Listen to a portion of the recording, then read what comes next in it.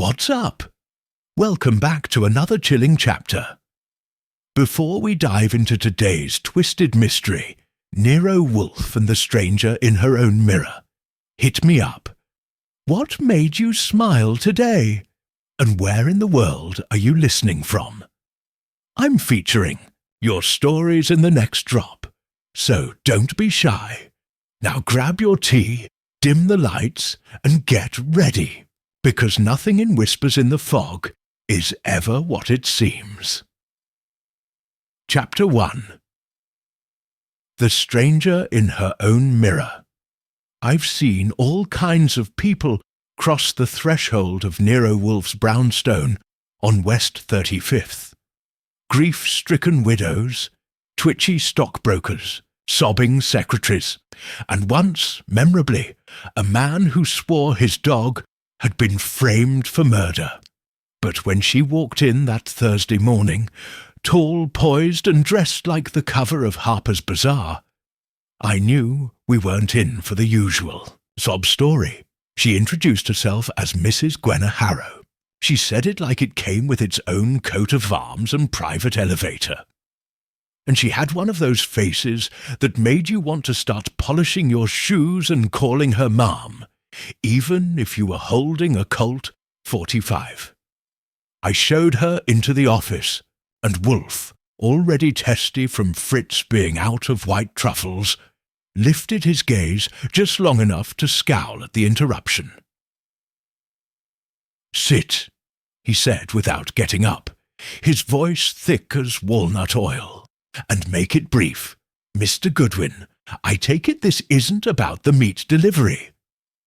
"Correct, sir," I said, taking my usual perch by the globe. "Mrs. Harrow has a problem, possibly of the criminal variety." Wolfe closed his eyes, steepled his fingers, and muttered something Latin. I recognized it from a previous encounter with a con artist. It loosely translates to, "God save me from rich women with expensive perfume and vague problems." Mrs. Harrow adjusted her gloves, inhaled, and began. "It's going to sound insane, Mr. Wolfe, but for the past 2 weeks I've been receiving letters, unsigned, typed, suggesting that I'm not who I think I am." Wolfe didn't open his eyes. "Do you suffer from amnesia?" "No," she replied firmly. "I'm quite aware of who I am. But whoever is sending these letters seems just as certain that I'm not Gwenna Harrow." That got his attention. His eyes opened just a sliver. "Go on." "They claim I'm an imposter. My real name is Jeanette Vale, a woman who vanished 15 years ago after a fire in upstate New York. The letters contain disturbing details, intimate things about my childhood, things I never told anyone." I glanced at Wolfe. His lips twitched, not a smile, more like curiosity flexing a muscle. "What's your husband's opinion?" he asked. "My husband is dead. 2 years now." "Ah." That explained the lingering grief behind the mascara. Also possibly explained why someone had chosen now to rattle her with a well-researched prank. People tend to test your boundaries when there's no one left to guard them. "And what do you want of me?" Wolfe asked, reaching for a bottle of beer that Fritz had brought in the pre-truffle crisis. "I want you to prove that I'm me." That earned her a rare Wolfian blink.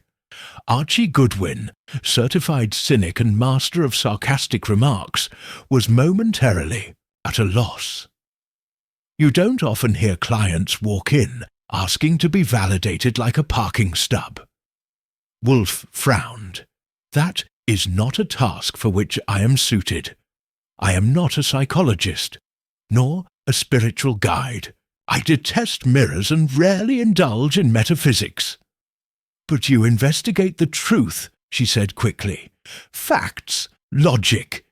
If someone's trying to torment me, maybe blackmail me, surely that is within your purview." Now that was a pitch Wolf couldn't ignore.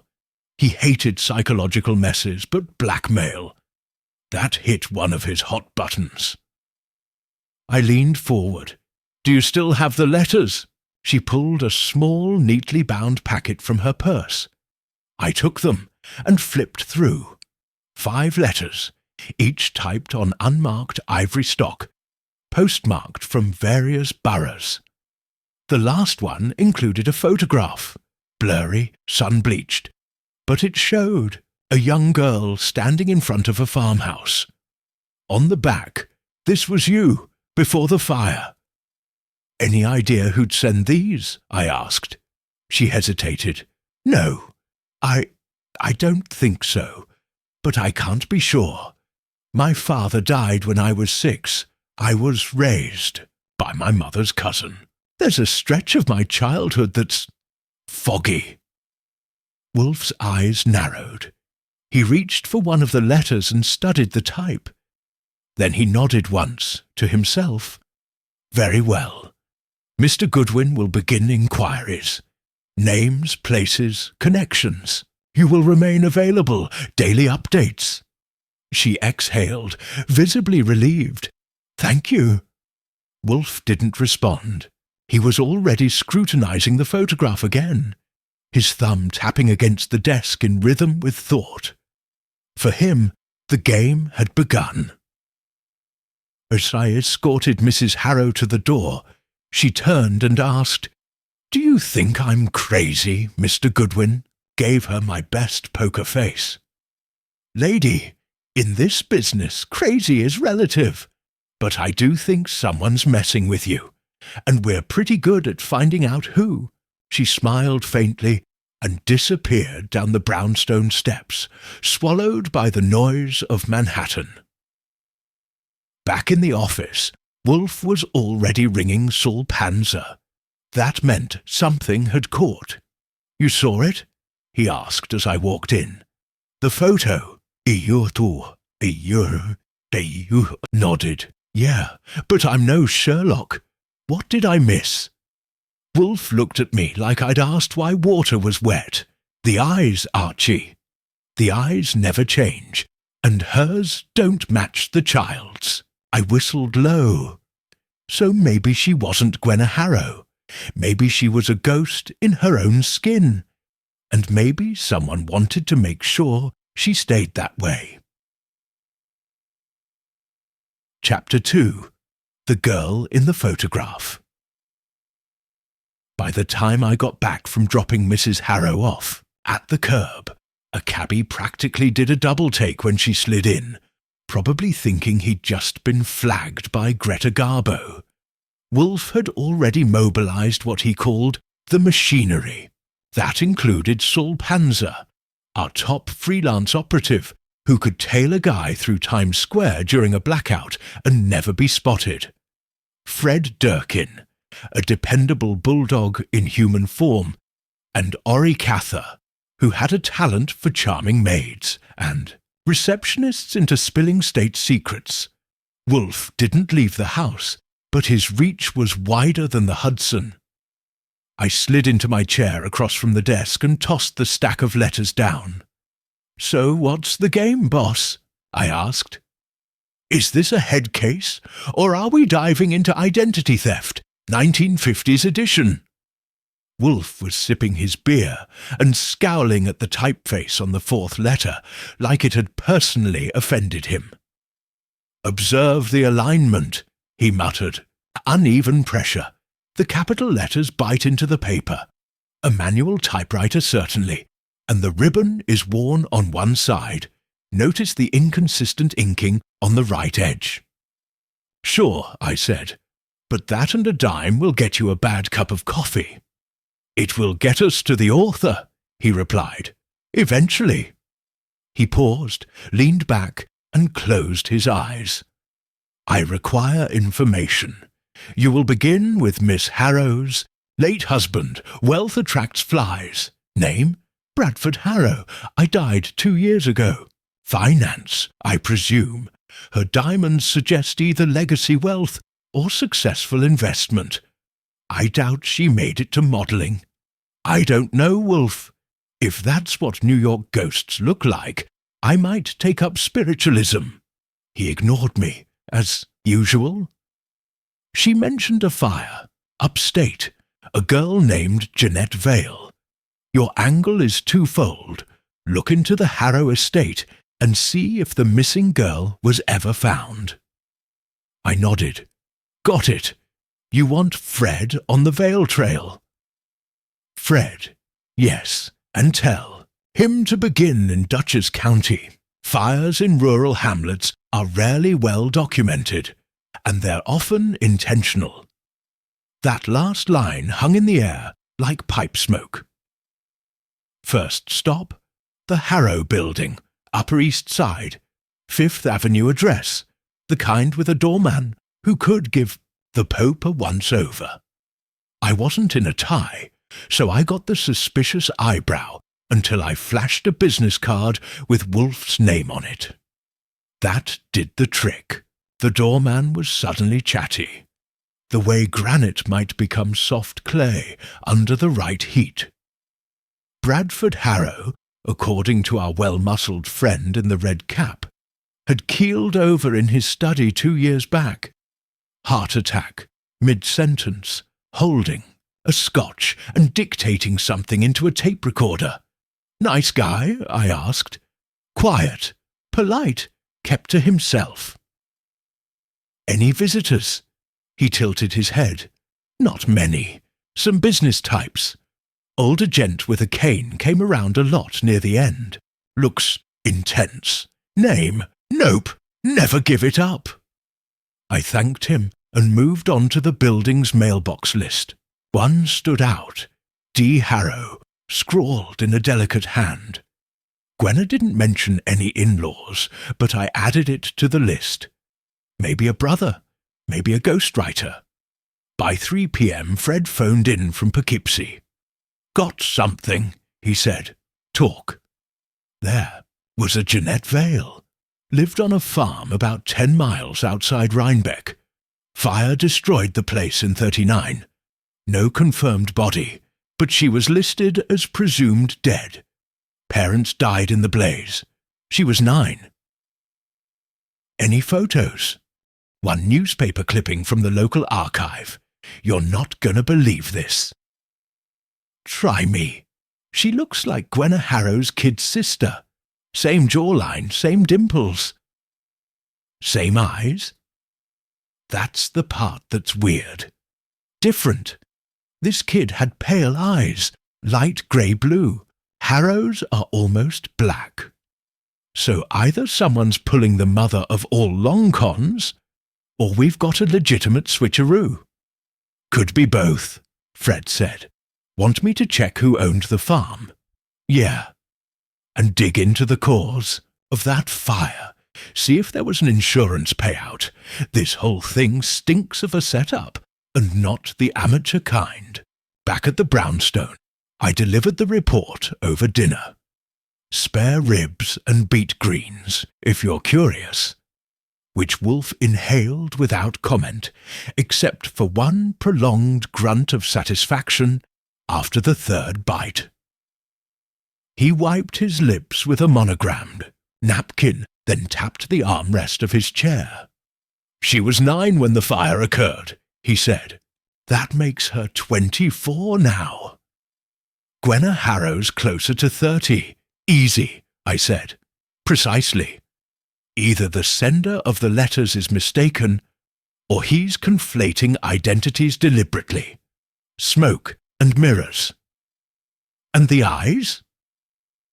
Indicate she is not the girl in the photograph, but someone wants her to think she is. Why? Wolf shook his head. That is the crux, Archie.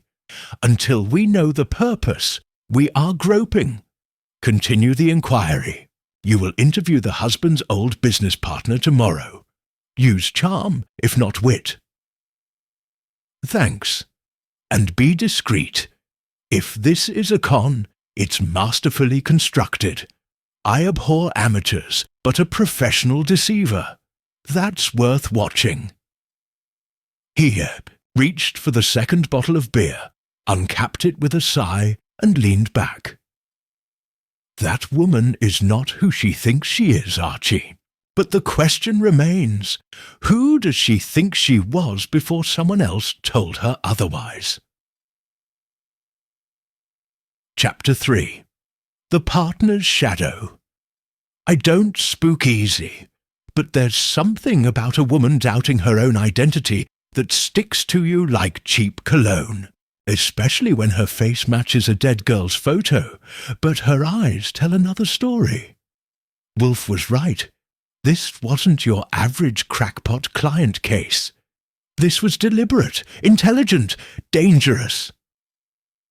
So the next morning, with a clean shave, fresh suit, and the faint hope that someone might offer me coffee before snarling, I went to track down Bradford Harrow's old business partner, Harlan Mowbray. Wolf had dug up the name through an old stockholder directory from a now-defunct investment firm called Carrow and Harrow. Don't strain your brain guessing which half was Brad. Mowbray worked out of a narrow corner suite near Wall Street, with floor-to-ceiling windows, walnut panelling, and a secretary who looked like she could shoot you in the kneecap without smearing her lipstick. She asked who I was without looking up. Archie Goodwin, Nero Wolfe's office. The name did the trick. Her brows lifted by maybe 1/8 of an inch, and she vanished through a side door. A moment later, I was ushered into a room that smelled like old cigars and tight accounting. Mowbray himself looked like he'd been shrink-wrapped in tweed sometime before the war. Tall, angular, grey temples, and the kind of handshake that made you think of icy rivers and firm handshakes under contract law. "Mr. Goodwin," he said, offering the seat opposite his desk. "Mr. Wolfe sent you." "Like a lamb to slaughter," I said. "We're assisting a woman you might know, Gwenna Harrow." His eyes didn't flinch, but something in the corners tensed. "Barely." "Yes," he said, "Bradford's widow, though I don't believe we've spoken since the funeral." "You worked with her husband?" "For 21 years, Jan. Was a difficult man. Brilliant, but volatile. He had the kind of instincts that made money hand over fist, when he wasn't sabotaging himself out of spite. That didn't sound like obituary material. I took out my notebook. Did he ever mention anything odd about his wife's background? Family? Concerned she wasn't who she claimed to be?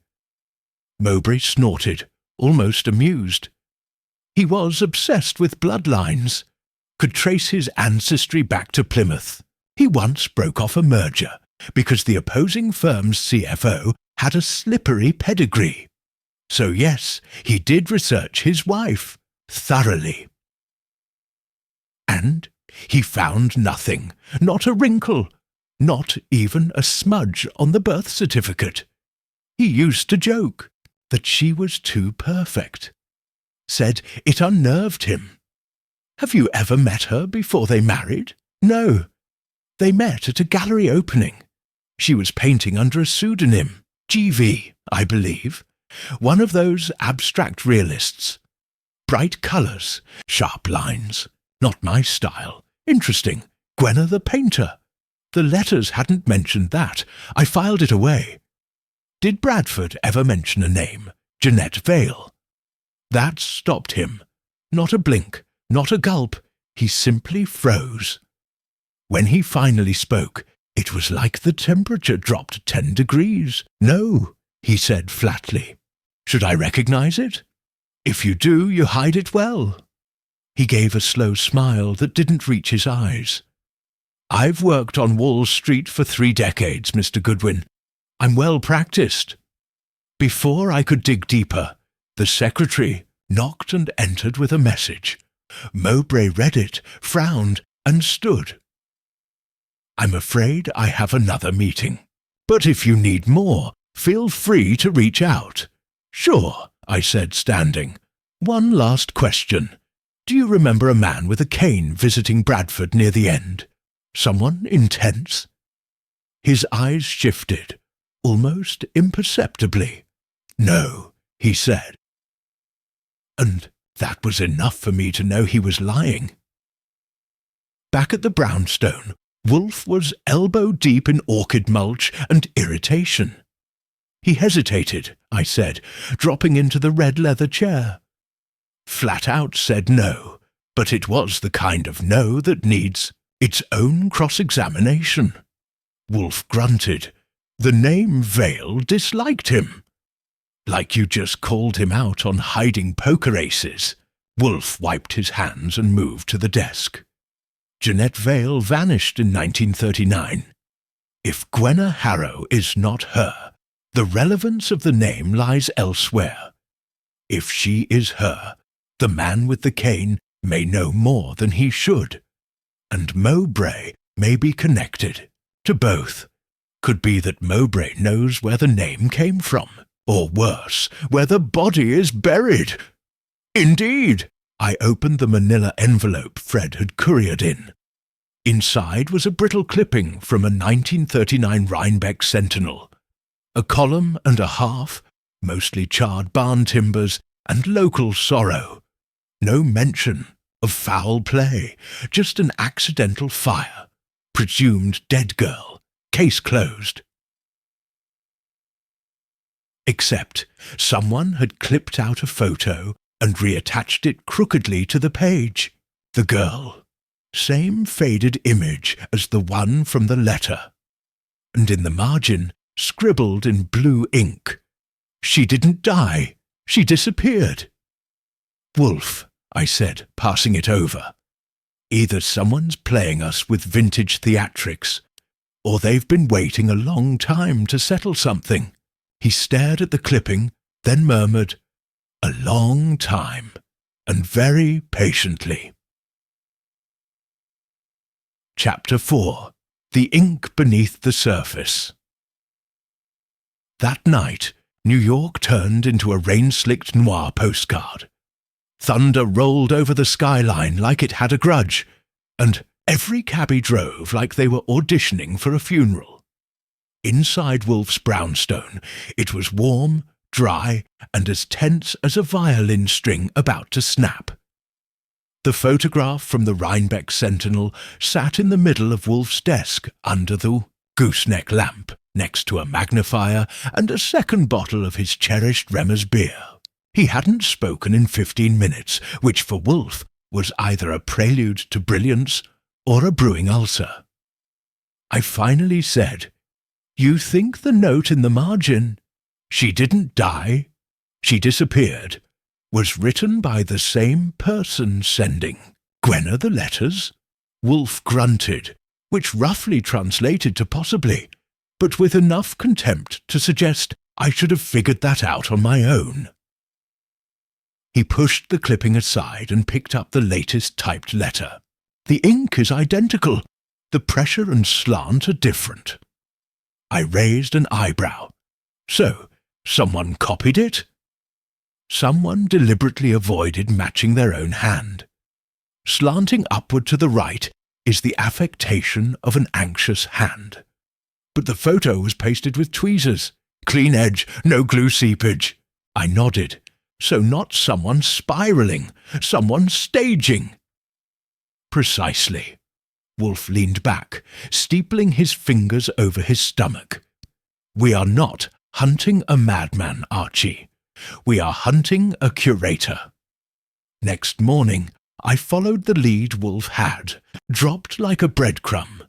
D. Harrow, the other name on the building's mail slot. Turned out to be Dahlia Harrow, Bradford's younger sister. A few calls, a bit of Archie Goodwin charm, and I landed an appointment uptown at a piano studio where she taught kids to bang out for Elise with sticky fingers and low attention spans.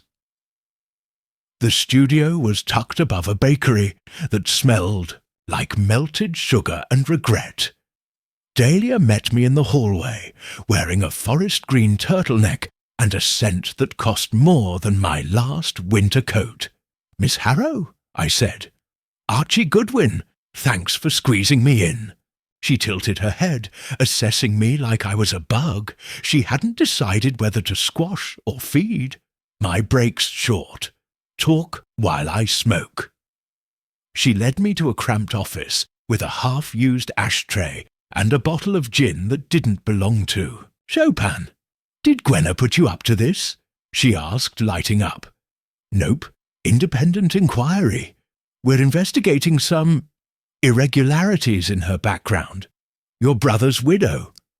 "She was always a mystery," Dahlia said flatly.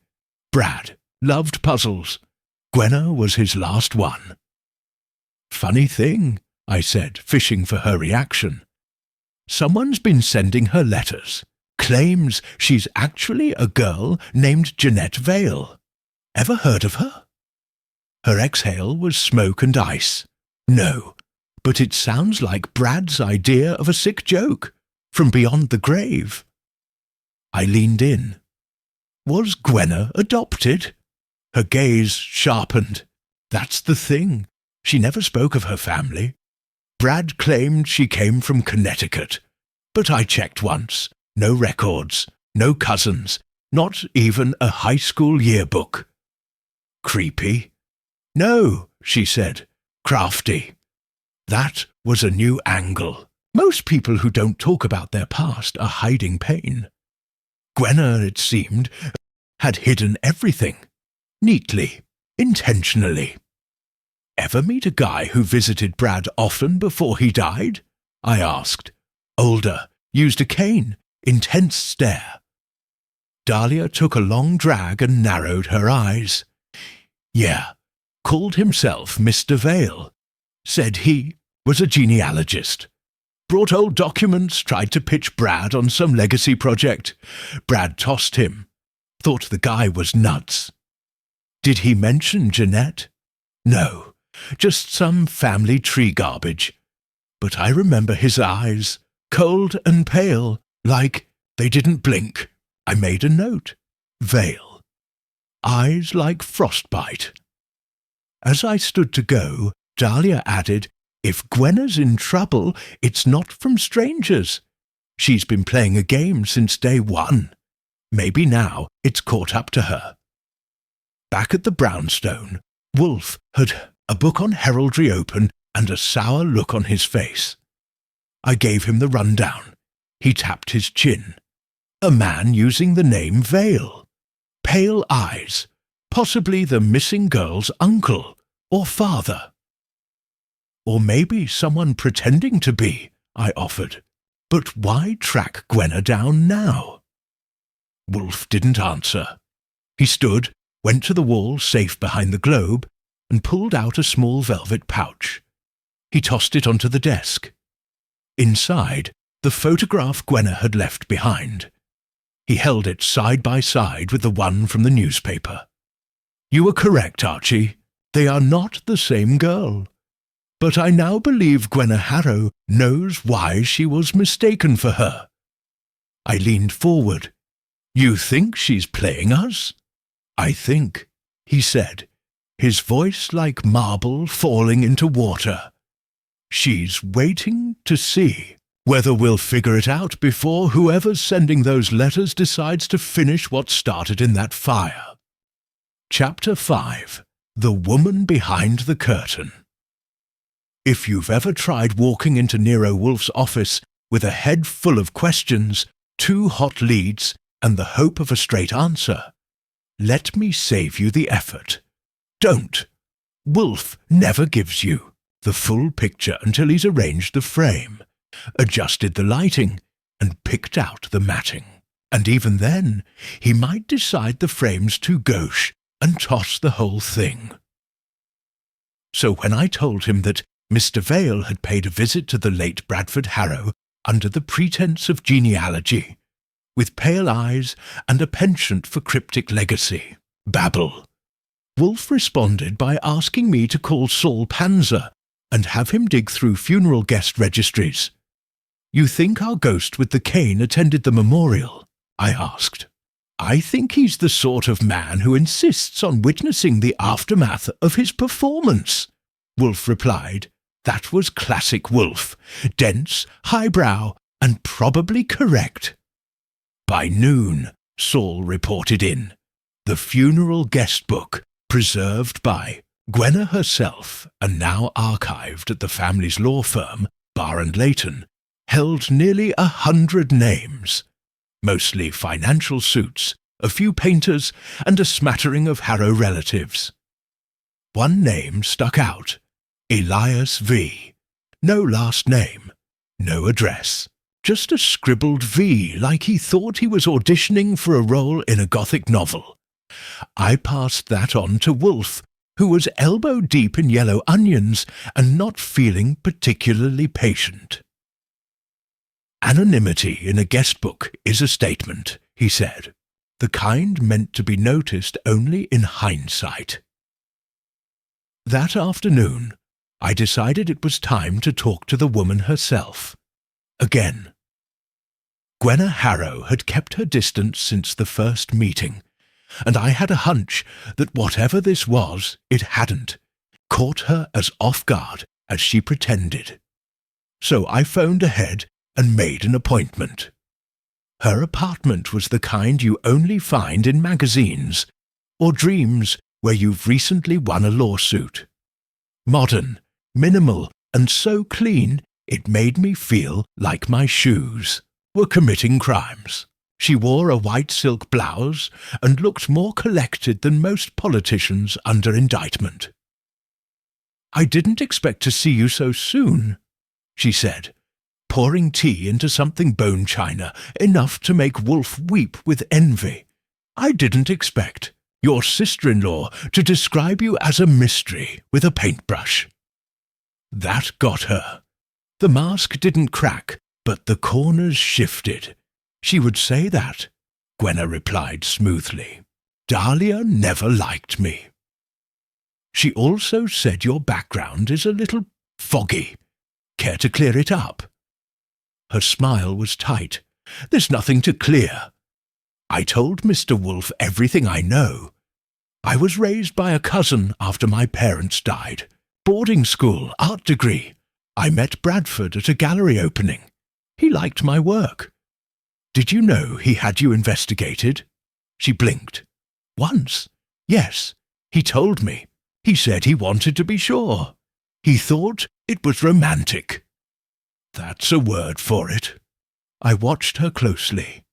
She stirred her tea but didn't drink it.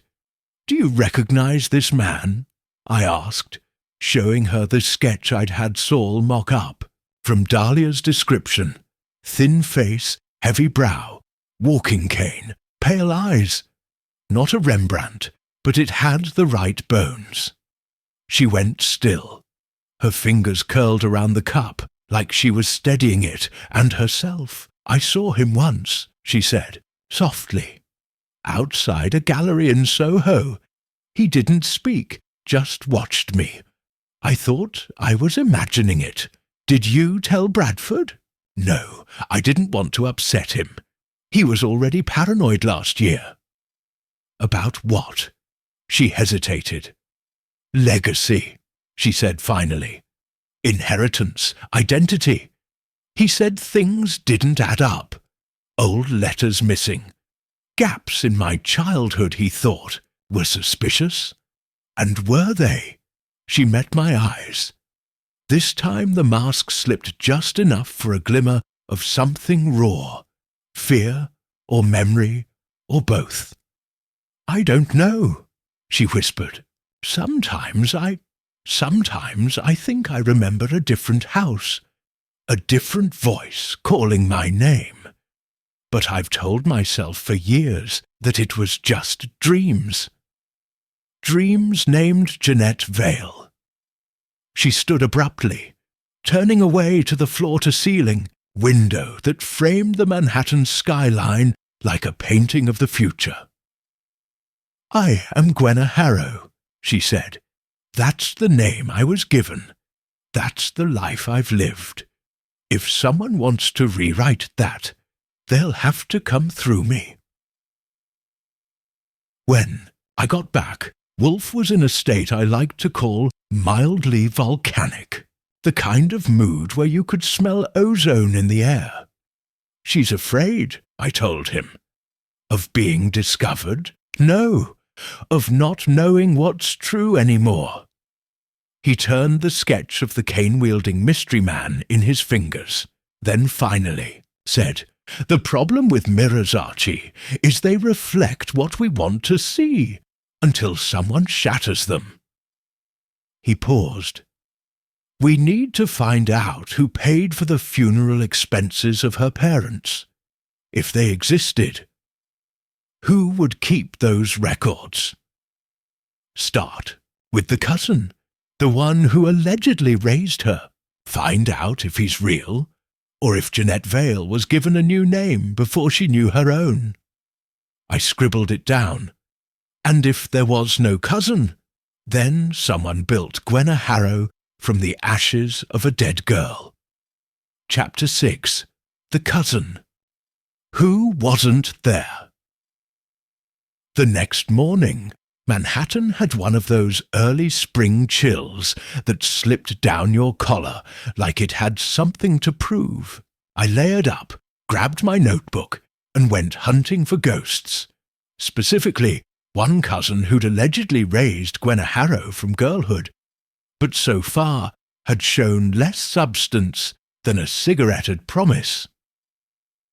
According to the paperwork, Gwenna had originally submitted with her marriage license, conveniently provided by Wolf's contact in the county clerk's office. Her legal guardian during childhood was one Clara Pendry, a distant maternal cousin based in New Canaan, Connecticut. I'd never been to New Canaan, but I imagined it was the kind of place where every lawn came with its own tennis court and emotional repression. Clara Pendry, however, was not there. I drove up, found the address, a dusty colonial house with overgrown ivy and a for sale sign that looked older than my driver's license, and knocked anyway. A realtor showed up 10 minutes later, surprised to find a living soul on the porch. "Miss Pendry?" I asked. "She passed away 6 years ago," the woman said, unlocking the door. "No family. No will that I know of. The state's been tied. Up in probate ever since." I stepped inside. The place was stale and silent. Old photos on the mantel covered in dust. I peered at one, an older woman unsmiling posed beside a teenage girl who might have been Gwenna, or a long-lost twin. It was hard to tell through the faded glass and yellowing paper. "You know who the girl is?" I asked. The realtor shrugged. "No idea. Pendry never talked about her past. Bit of a recluse."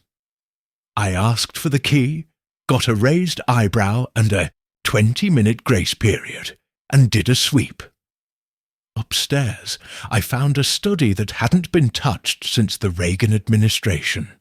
Mostly legal pads, unpaid taxes, and a locked drawer in the desk. I used a trick Saul had taught me involving a pen cap and some gum. Don't ask. Inside the drawer were 2 folders. One labelled G.V. Harrow, the other Vale, J. Bingo. I flipped through the Vale file first. Clippings from the Rhinebeck Sentinel. Notes scribbled in a cramped, slanted hand. One in particular made my stomach dip. Assumed identity plausible. Subject highly suggestible after fire. Trauma timeline matches. Name change initiated circa 1942. The Harrow file was even worse. It wasn't documentation. It was fabrication. Birth certificate with inconsistent fonts. A school transcript with 2 different principal signatures. One line read, "Maintain narrative. Reinforce routine. No mirrors in my childhood bedroom." No mirrors. I photographed everything, closed the drawer, and got out before I started seeing shadows that weren't mine. Back in the brownstone, Wolf didn't even wait for me to sit down before snatching the phone and dialing Saul. "Find a living relative of Clara Pendry," he barked. "Sister, niece, gardener, anyone. I require verification." Then he looked at me. Well, she was raising Jeanette Vale, Wolf, not Gwenna Harrow. The girl in the photo, Vale, was the real child. The Harrow identity was stitched together after the fire, probably by Pendry herself. Why? Your guess is as good as mine, but the setup was clean. Too clean. Almost therapeutic. Wolf tapped his knuckles on the desk, a staccato of thought, which means we must ask the obvious. Go ahead. Was Gwenna complicit, or was she programmed? While Wolf chewed on that existential gumdrop, Saul called back with the name of Clara Pendry's former neighbour, a retired nurse named Ruth Abbott, who now lived in a care home in Stamford. I paid her a visit, 80 if she was, a day, sharp as a needle and twice as blunt. "You knew Clara Pendry?" I asked. "Oh, she was a cold piece of work," Ruth said, knitting with machine precision. "Always kept to herself, but there was a girl. Quiet thing, never saw her. At school events, never heard her laugh. Was her name Gwenna?" Ruth frowned. "Clara called her Ginny, but she answered to Jeanette. She slipped once. I remember. I brought her soup when she had the flu. She looked up and said, 'Jeanette Vale, that's me.' And Clara didn't like that one bit. Said she'd been confused, told me to forget it. Did the girl ever talk about the fire? She cried in her sleep, every night for a year. I left Ruth with a fresh basket of scones I'd picked up on the drive. Sometimes charm is baked, not spoken, and drove back with a head full of noise. If Gwenna Harrow was Jeanette Vale, she didn't know it, or didn't want to. And if she wasn't, then the person sending those letters had done an Olympic-level job of faking a trail. Wolf was in the plant room when I returned, breathing in orchid humidity and muttering botanical Latin like it was a sermon. He emerged only when I mentioned the drawer files. "You have photographs?" I handed him my phone. He flicked through the images, pausing at the no mirrors note. "Pendry engineered her," he murmured. "Not just the name, but the mind. She erased the child and replaced it with artwork." He turned suddenly sharp. "This case is not about identity, Archie. It is about authorship." That stopped me. "You mean someone wrote Gwenna Harrow?" "Yes," he said, voice low. "And now someone else is writing her ending." Chapter 7. The Second Fire. You'd think solving someone's identity crisis would feel like progress. It didn't. If anything, Wolf's theory that Gwenna Harrow wasn't just a woman with a buried past, but a character carefully sculpted by someone else, made the whole thing feel worse. Like we were chasing a playwright, not a killer. The sun was just beginning to set when Fritz entered the office holding an envelope like it was radioactive. "This slid through the front door," he said. "No postage." Wolf took it with a frown, cracked the seal, and slid out a single sheet of ivory paper. The same font, the same grain, same invisible fingerprints. Only this time, no threats, no riddles, just 4 words. "You missed the AIDS fire." That stopped Wolf cold. "Archie," he said, his voice low, "call Fred Durkin. Tell him to check on the Pendry house in New Canaan. Immediately." It took Fred 35 minutes to call back. His voice was tight, short of breath, and vibrating with urgency. "It's gone," he said. "The whole damn house. Burned down sometime early this morning. Fire crew's still here. It didn't spread to the neighbours, but the house is totaled." "Anyone hurt? No one inside, but here's the kicker. Someone broke in first. Forced entry through the back. Local cops think the fire was set to cover it." I relayed this to Wolf, who closed his eyes and leaned back like someone had slipped poison into his beer. "The files," he muttered. "We removed what mattered, but they didn't know that." Or, I offered, they did know, and they're sending a message. By 8 p.m., the mood in the brownstone was about as cheerful as a dentist's waiting room during a blackout. Wolf had gone through 3 bottles of Remmers without blinking, and I was on my second cup of bad coffee trying to put the pieces together. "So, let's count the sins," I said. "Someone's been trailing Gwenna, possibly for years, feeding her a story designed to fracture her sense of self. Now they torch the house where the evidence was kept and send us a note gloating about it." Wolf didn't respond, but I could see it in his eyes. He was close. Not to the who, maybe, but to the why, which, in a case like this, was often the same thing. I pressed on.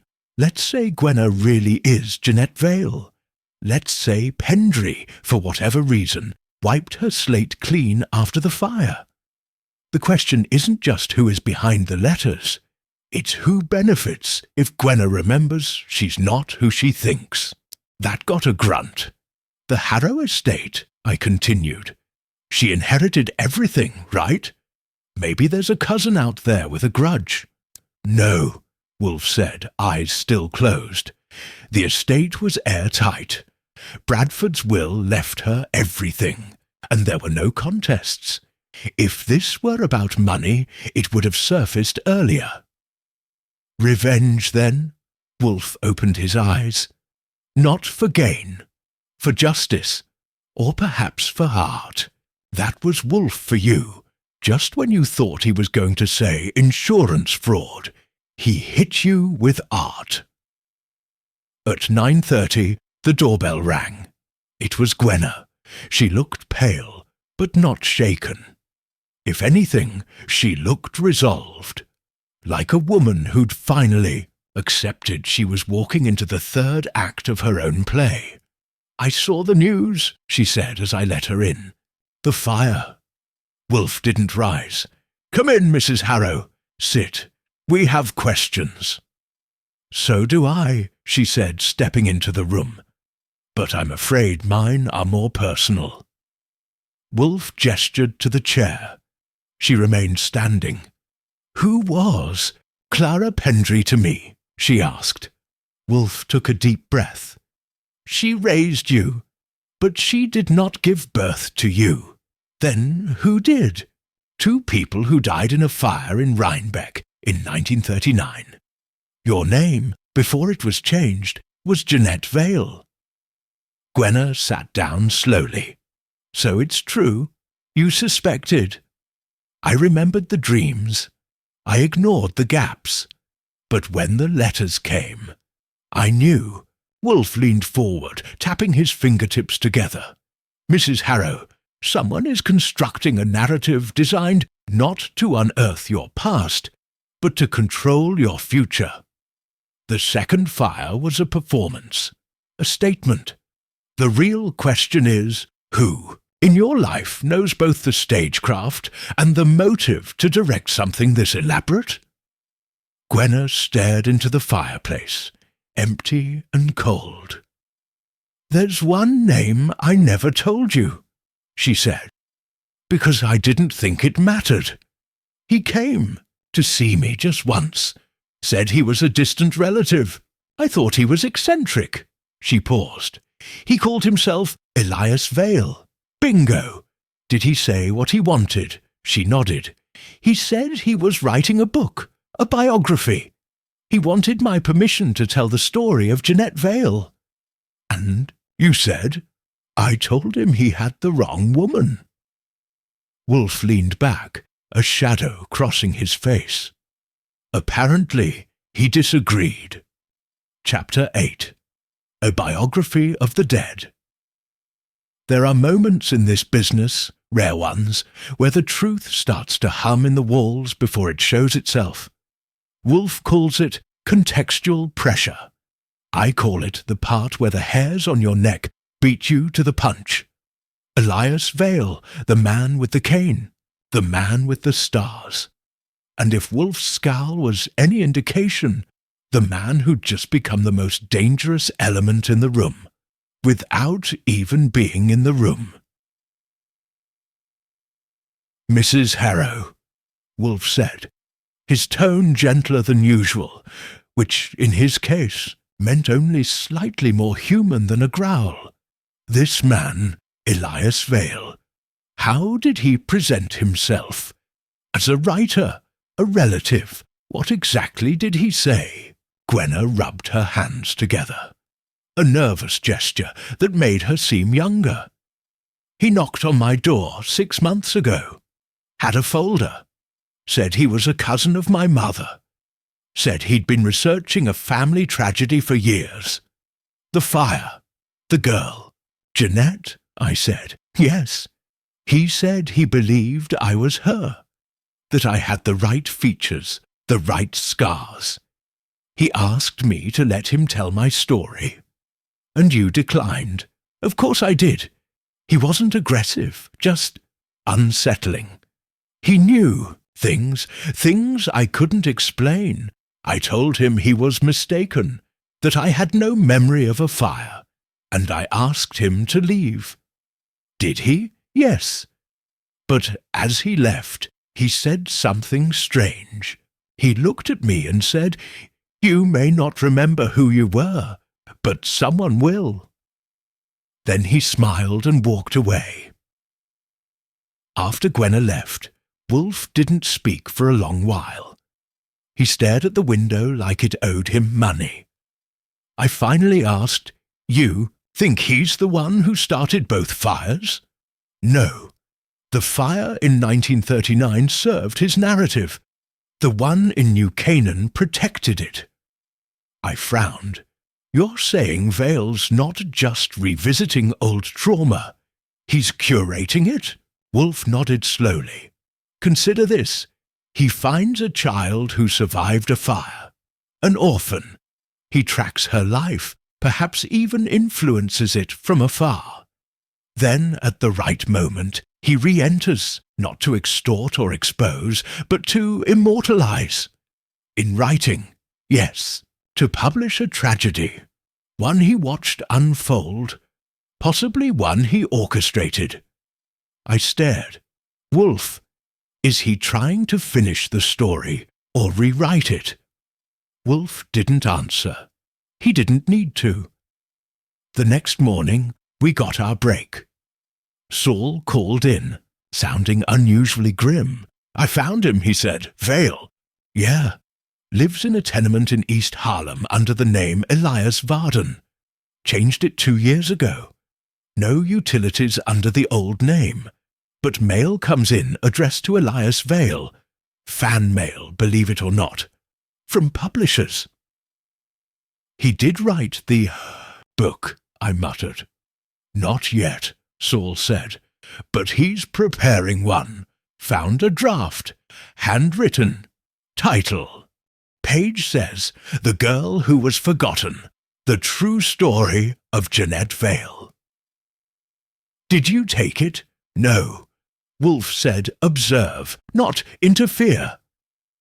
I relayed it to the big man, who just sat down to his eggs with mustard sauce. He's planning a publication, Wolf mused. He burns the Pendry house not to destroy evidence, but to claim authorship. He is erasing competing versions of the past. Meaning us, I said. Precisely. That afternoon, I headed to East Harlem to do my own observing. I dressed down, took a cab, and staked out the block. Vale's apartment was on the 3rd floor, curtains drawn, mailbox rusted over. I watched for an hour before he emerged, tall, slender, stooped but not weak. His cane was polished like piano wood. He wore a long coat and gloves despite the weather, and he walked like a man who'd memorized every step before taking it. He crossed the street and entered a bookshop 2 doors down. Independent, dusty, the kind that smelled like forgotten paper and arguments about Dostoevsky. I followed. He didn't notice me, or if he did, he didn't care. He walked straight to the rear, where the memoirs were shelved, and pulled down a copy of The Glass Castle. Then Educated. Then a slim grey hardcover with no title. He tucked all 3 under his arm and approached the clerk, who recognized him immediately. "Back again, Mr. Varden," she said. "Working on something new?" "Always," he replied, with a smile that had too many teeth and not enough warmth. I left before he did. Back at the brownstone, Wolfe was waiting. "He's preparing to release the book," I told him. "He's studying comparable works, building a framework." "He believes he owns her story," Wolfe said, voice clipped. "Worse, he believes she doesn't." "Which means," I said, "the letters weren't a threat. They were drafts." Wolfe nodded. "Tomorrow," he said, "we will invite him here. Voluntarily, if necessary, but you will offer him something he cannot resist." "What's that?" "A stage. Chapter 9. The Man Who Wrote Ghosts. Have you ever watched a spider approach the center of its web? Not in a hurry. Not second-guessing. Just a slow, deliberate march, like it knows the vibration in the strands means dinner's arrived. That's what Nero Wolfe looked like the morning we set the stage for Elias Vale. The furniture in the office hadn't moved. Wolfe would sooner let someone rearrange his liver than his leather chairs. But the atmosphere had shifted. He was crisp, alert, and unusually quiet. Fritz brought him breakfast, and Wolfe barely touched it. That was the point I started checking the thermostat and wondering whether we were all about to burst into flames. "Archie," he said at last, "call him." I did. I used Saul's intel and called the bookshop near Vale's East Harlem apartment. The girl at the counter, who had the voice of someone who loved cats and hated people, told me she'd pass on the message. I gave her my number, and within 20 minutes the phone rang. "Mr. Goodwin," came the voice, measured deep and almost too polite. "You wish to speak to me? We'd like you to come down to the brownstone. Nero Wolfe wants to hear your story. In person." "Does he now?" There was a pause, long enough for me to count the seconds and wonder if I'd blown the whole operation. Then, all right, if Mr. Wolfe is truly interested in the truth, then so am I. He hung up. Elias Vale arrived at 2:15 sharp. He wore a charcoal overcoat, leather gloves, and a grey felt hat that looked like it had come with its own tragic backstory. His cane clicked against the marble floor of the vestibule, like a metronome, marking the beginning of something long and rehearsed. Let him in. His face was pale and angular, his lips thin, and his eyes? Yeah, the stories were true. Ice grey, unreadable, the kind of eyes you'd expect to find behind a one-way mirror. "Mr. Vale," I said, "right this way." He stepped into the office like it belonged to him. Wolfe remained seated behind his desk, arms crossed over his vast chest. I took my usual place near the globe, notebook open, pen ready.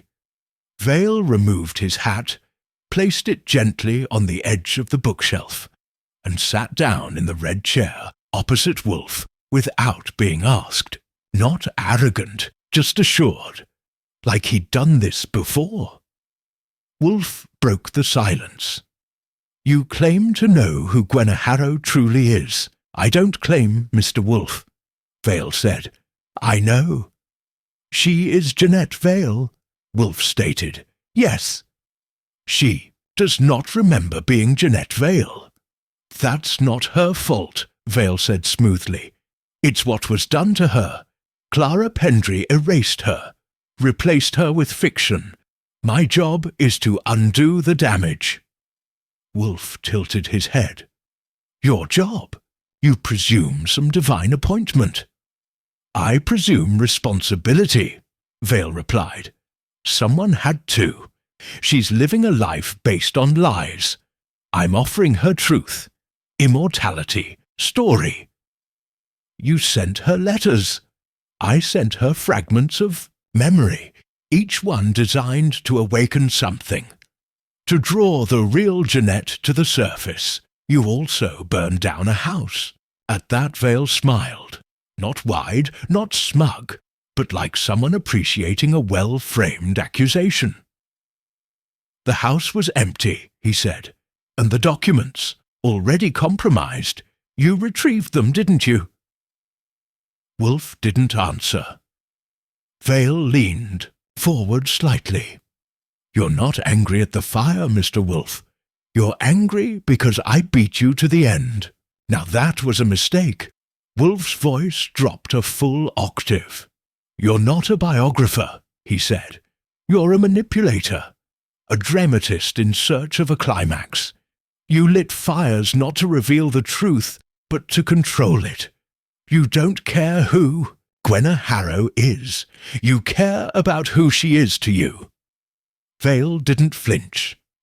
Of course I do. She's the conclusion of a tragedy I've followed for decades. She is the child risen from ash. A phoenix, my phoenix, I stepped in. You knew her as a child? I knew of her. I knew the family. My father was Jeanette's uncle. I was 15 when the fire happened. I never forgot. I visited Clara Pendry once, years later. She wouldn't let me see Jeanette. Said she'd never been Jeanette, that it would undo everything. And now, Wolf said, Vale's voice softened. Now the world deserves to know. Not the lie, the girl, her real name, her real story. Wolf stared at him a long time, then nodded once. Archie, I stood. You're done, Mr. Vale. He blinked. Excuse me? You'll receive a letter tomorrow, I said. Signed by Gwenna Harrow's legal counsel. Any further contact will be handled through them. And if a single page of that book hits the press, we'll ensure every court in the state sees the same evidence we do. Your harassment, your forgery, and your very personal arson hobby. His smile didn't return this time. You think I'm the villain in this story, he said. No, I replied. You're just the editor who didn't know when to stop rewriting. He stood, collected his hat, and walked out without another word. Later, over dinner, Wolf said, He'll publish anyway. Probably, but it won't matter. No. He mistook identity for narrative. But Gwenna, Jeanette, knows now. And what she chooses to be next is hers. Chapter 10. The Woman Who Rewrote Herself. Gwenna Harrow returned to the brownstone the next afternoon. No appointment, no warning. She simply appeared at the front door in a dark green coat and black gloves, her hair tucked back like she'd just walked out of a courtroom or into a battlefield. Same thing, really. I let her in. She didn't speak until we reached the office. "Is he gone?" she asked. Wolf didn't rise. He gave her a slow nod and gestured toward the chair Vale had occupied not 24 hours earlier. He came. He spoke. He revealed more than he intended. "I figured he would," she said, sitting down. "I saw him again this morning. Across the street. He didn't approach, just stood there watching." Wolf scowled. "Has he contacted you?" "No, and he won't. I filed an injunction this morning. The book won't be published, not under my name, not with my face." I raised an eyebrow. "You're sure that'll stop him?" "He'll find another story. Men like him always do. But this one's over." She was calm, fiercely so, like someone who'd fought her own reflection and come out breathing. "I remember fragments," she said. "The heat. A voice calling me Nettie. The smell of burnt cloth and Clara. I remember her rocking me, telling me not to cry, telling me it was all a dream." "That was her first lie," Wolf murmured. "She made me believe I was someone else. I don't think she meant to hurt me. I think she thought it was healing. But it wasn't. It was an exile." Wolf leaned back in his chair, fingers steepled. "And now? I'm not Gwenna Harrow any more. And I'm not Jeanette Vale. I'm both, and neither." She stood smoothing her gloves. "I wanted to thank you, both of you." "That is unnecessary," Wolf said. "I disagree," she said, with a quiet smile. "You gave me something Elias Vale never could." Wolf tilted his head. "And what was that?" She looked him in the eye. A choice. After she left, Wolf remained silent for several minutes. He poured himself a glass of beer, stared at it, then muttered, "She will be tested again. Memory is not a door. It is a tide." "Yeah," I said, "but I think she's learned to swim." He didn't argue. The police came by later that week. Inspector Kramer, red-faced and barking, wanted to know why we hadn't reported Vale's identity the moment we sniffed out his little bonfire hobby. "You can't just sit on arson, Wolf," he thundered. "I didn't sit on it," Wolf replied. "I kept it warm. Don't get cute. I never do." Kramer took a copy of Saul's report and promised charges were being filed. Vale had left New York, likely upstate, possibly out of state. I didn't ask if we'd see him again. Some men disappear, others linger like smoke. A week later, a package arrived. Brown paper, no return address. Inside, a first-edition copy of Great Expectations, and a note written in tight, elegant script, "To Mr. Wolf and Mr. Goodwin. A story ends only when its author stops telling it. Thank you for reminding me who holds the pen." J.V. Wolf read it once and handed it to me. Then he rose and returned to the plant room, muttering something about misting the Miltonias. That night, I poured myself a drink and stood by the window. New York buzzed like it always does. Taxis honking, steam rising from manholes, silhouettes in tenement windows, all playing out their private tragedies. Somewhere out there, Elias Vale might be watching another woman, plotting another ending. But for now, the curtains were closed, the fire was out, and the girl in the mirror had written herself back into her own story. Chapter 11. The last footnote. The funny thing about resolution, it never knocks. It lets itself in the back door, eats your leftovers, and leaves the kitchen cleaner than before. That's how it felt in the days after Gwenna, or Jeanette, depending on your page number, walked out of the brownstone for the last time. No grand curtain call, just quiet. Wolfe returned to his orchids with the kind of intensity normally reserved for political assassins. I handled the paperwork, filed Saul's notes, and told Fred to stand down. Vale had vanished. The manuscript had gone cold, and Gwenna's legal team sent word that a restraining order had been served via her attorneys in Connecticut. We weren't likely to hear from Elias Vale again, not unless he showed up on the oddly polite arsonist segment of the evening news. But just when I thought we were done, the final thread came walking through the front door at 11:43 a.m. on a rainy Thursday. His name was Thomas Dray, and he looked like he'd been through war, bankruptcy, and a particularly bad batch of gin. Pinstriped suit, frayed collar, nicotine-stained fingers, and eyes that moved like they expected shadows to punch back. "I was told you handled the Harrow situation," he said, voice rough. Wolfe didn't glance up from the New York Times. "Handled is a word I loathe. Please be precise." "I'm Gwenna Harrow's literary agent." That got Wolfe's attention. "She never mentioned you," I said. Dray gave a tired shrug. "She wouldn't. I represented her under her painting pseudonym, G.V. Pendry, back when she was selling abstracts out of a loft in Tribeca. She wanted anonymity. I provided it. Why are you here now?" Dray opened his briefcase and withdrew a small black moleskin notebook. "She gave this to me 3 days ago. Said I was to deliver it to you personally."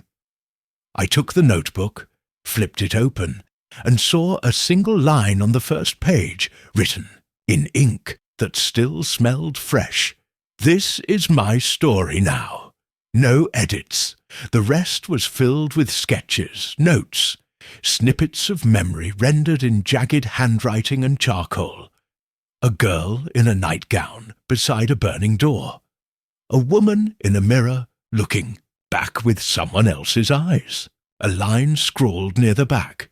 If I was written once, I can be rewritten again." Wolfe closed his paper. "Mr. Dray," he said, "you'll leave that with us." Dray nodded. "She's going dark, changing her name." "Again? To what?"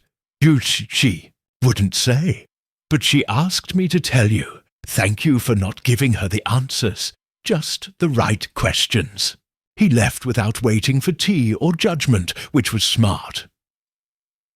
That evening, Wolfe read the entire notebook, twice.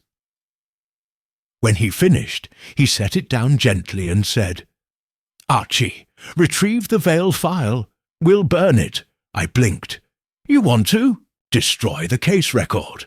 I want no version of her to exist that she did not consent to." Coming from him, that was as close to moral poetry as it got. "But we still have the final report," I reminded him. "No," he said, "we have her report." And just like that, the man who never moved unless cornered, never yielded unless bribed, and never admitted emotional investment without mortal threat, closed the book. Chapter 12. The Man Who Watched Her. Vanish, the final chapter of a case, doesn't come with trumpets. Sometimes it doesn't even come with closure.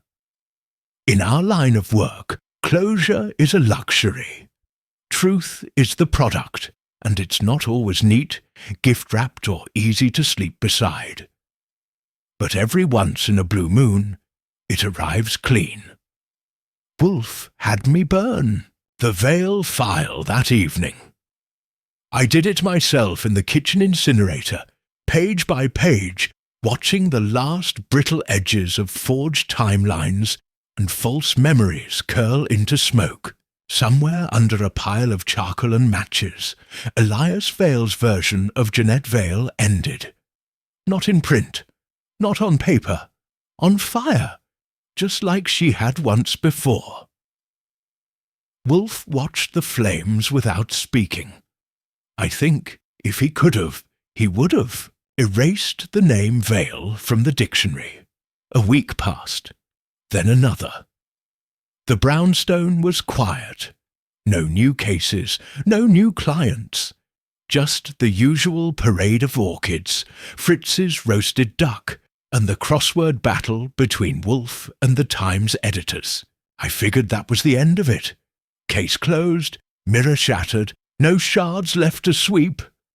Until I saw him. I was walking back from lunch when I caught the familiar flash of grey. Charcoal coat, felt hat, polished cane, standing across the street from the brownstone. Elias Vale, watching, not approaching, just staring at the house with the blank calm of a man who'd memorized a story and lost the last page. I stopped. He didn't flinch, didn't speak, just nodded once, slow, like punctuation, and turned, disappearing into the crowd. I didn't follow. Back inside, I told Wolfe. "He'll surface again," Wolfe said simply. "You worried?" "No. You think he's still writing?"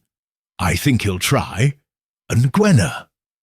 Wolfe stared at the window, where the afternoon light bounced off the glass like a slow heartbeat. "She's unwritten herself from him. That's more than most people manage. That evening we received a postcard. No return address, no signature, just a painted seascape on the front, rough brushwork, too vibrant to be amateur, and 3 words on the back. I remember water. I placed it on Wolfe's desk. He didn't look up from his book.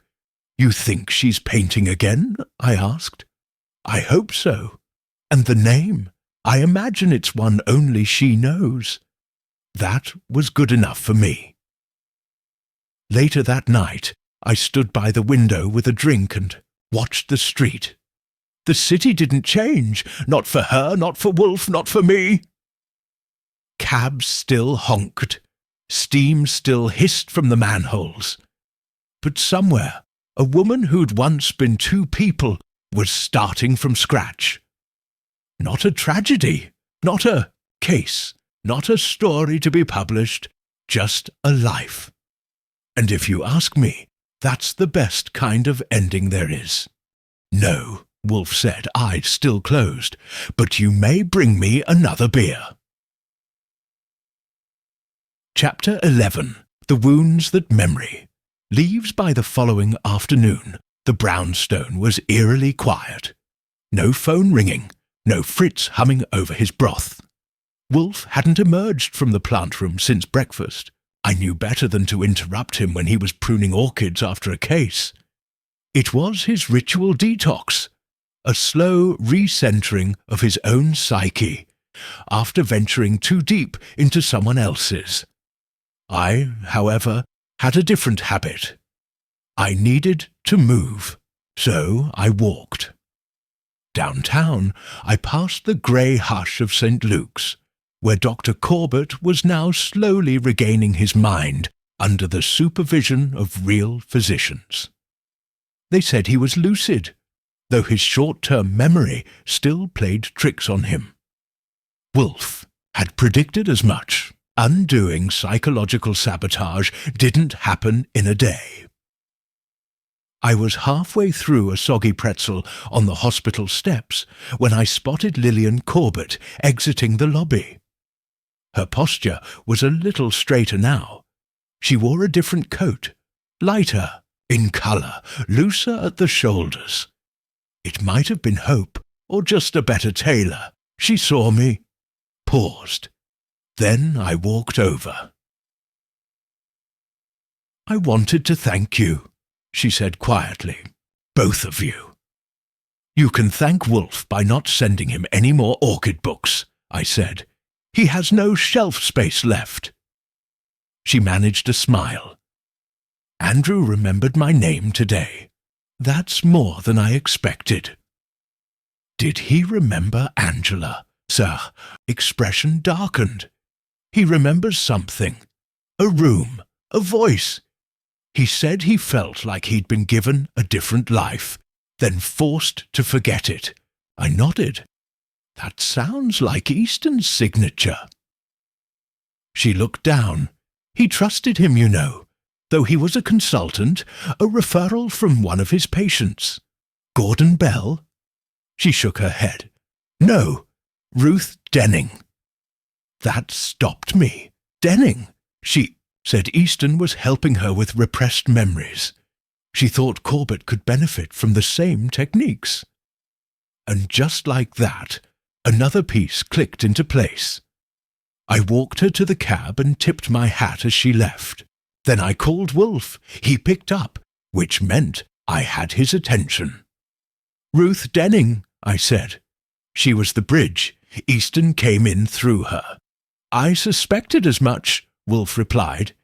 He needed a thread to weave his way into Corbett's trust. Denning provided it, perhaps unknowingly. She's due another visit. Leave it, Wolf said. Let the police handle her now. Kramer's claws are deep enough to drag her in for questioning. Any deeper, and she'll confess just to save face. I returned to the brownstone as the sky went pale with the kind of New York dusk that makes the buildings look taller than they are. Wolf was in his chair, reading On Memory and Consciousness by William James, a thick tome he only dusted off when cases grazed the metaphysical. I still don't get it, I said. Why go after Corbett in the first place? Why manipulate him? Wolf looked over the rim of his spectacles. Because he was the only one who noticed. Noticed what? That Easton wasn't helping people, he was rewriting them. Smoothing out inconvenient truths, turning patients into puzzles only he could solve. I sat across from him. And Angela? She saw the original picture before he could. Retouch it. Why not kill her? Wolf raised an eyebrow. Because memory, like guilt, has a habit of resurfacing. A dead woman can't forget. But a frightened one? She can be convinced to never remember. I whistled low. Do you think he'll crack under questioning? Eventually. Men like Easton believe themselves immune. But when the lies unravel, their mind turns against itself. I stood. Still, not our mess anymore. Wolf made a non-committal grunt. No, but it will leave marks. That night, I sat in my room and reviewed everything.